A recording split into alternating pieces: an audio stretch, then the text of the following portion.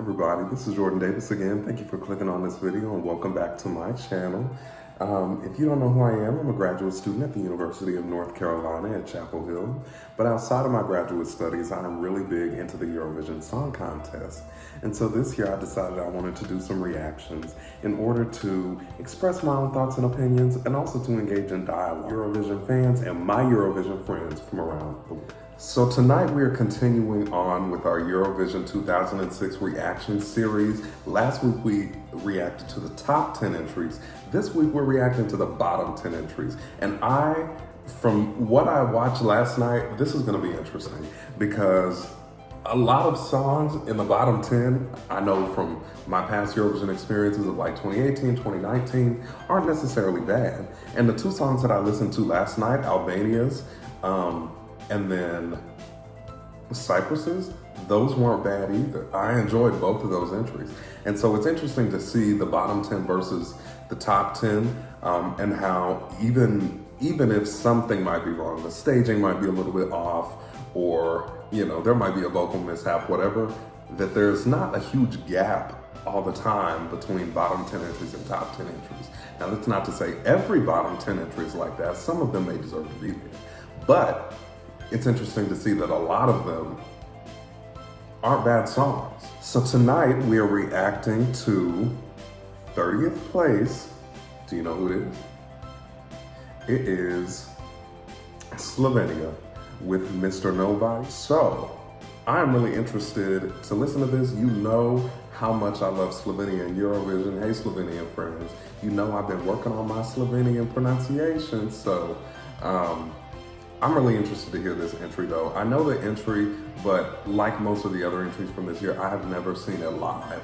And so I'm really interested to see if perhaps maybe the live performance is why it didn't make it to the top, to even qualification actually, just because I like the song. And so I'm just wondering what might have happened. So anyway, let's go ahead and get into this. Put my headphone in.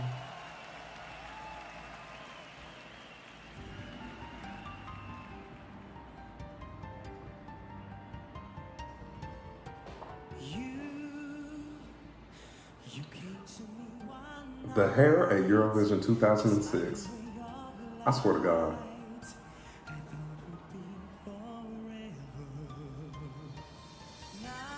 The hair really did not age well for any of the 2006 male contestants.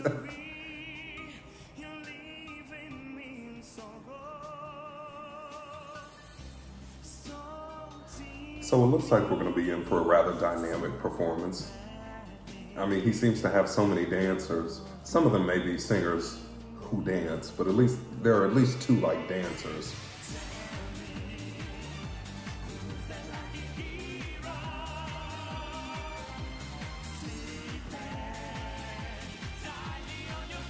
I mean, I like this. It's this like dance track that we're getting. And it has a catchy chorus. It's not the most complex chorus in the world, but it's catchy.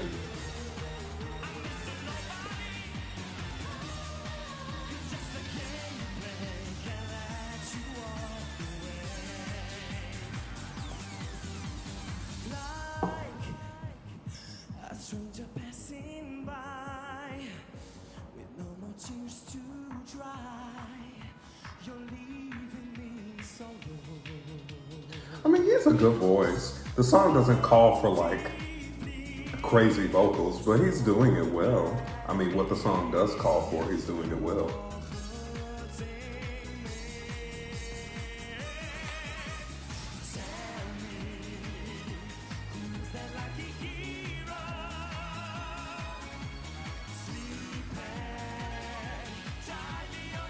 I think if I had to pick out one thing that I thought was wrong, the backing vocals don't sound like mixed well.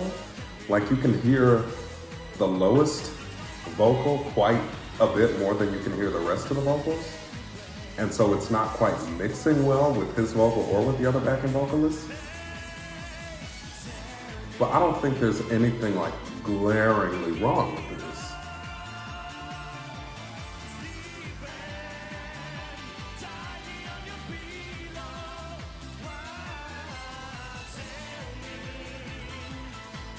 Okay. It felt like it got away from him for just a moment there, vocally, but he got it back. Okay. See, like that, the backing vocal just sounded a little bit questionable.